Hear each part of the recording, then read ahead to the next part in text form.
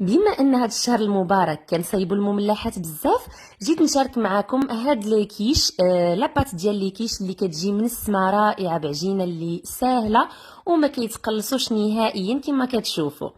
في واحد الاناء غادي نوضع 250 غرام ديال الدقيق الابيض، 125 غرام ديال الزبده اللي كتكون طريه او لينه بهذا الشكل، كنسم بشويه ديال الابزار وشويه ديال الملحه وبالاعشاب المنسمه، ممكن تنسموها بالموطارد او الجبن المبشور اللي حبيتو. كنرملوا هاد العجين بالاطراف ديال الاصابع حتى كتولي بحال الرمله او بحال لو سابل كما كتشوفوا.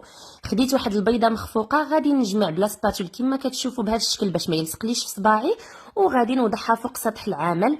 كما كتعرفوا العجينه ديال اللي كيش عمرنا ما كنعجنوها، كنجمعوها غير بالاطراف ديال الاصابع. الا عجنتوها راه هذاك هو المشكل اللي كيخليها كتقلص وكيخليها ما تبقاش في الحجم ديالها فاش كطيبوها. من بعد ما جمعتها بحال هذا الشكل هذا كنوضعها في بلاستيكه، نوضعها في الثلاجه واحد المده ديال 20 دقيقه غير كتقبط راسها، ومن بعد كنرش سطح العمل وكنسرحها بواحد الدلاك. السمك ما كيكونش غليظ وما كيكونش رقيق، كناخذ واحد الاطار اللي يكون كبير على المول اللي غادي نصايبهم فيه لي مول، وغادي تشوفوا الشكل ديالهم كيفاش كيجي السمك ديالهم بهذا الشكل هذا. كناخذ المول ديالي او لي مول صغيورين بحال هذا الشكل عندي كيتحل من التحت، كندخل الجوانب مزيان، عاد كنبقى نبسط وناخذ الشكل ديال المول بهذا الشكل.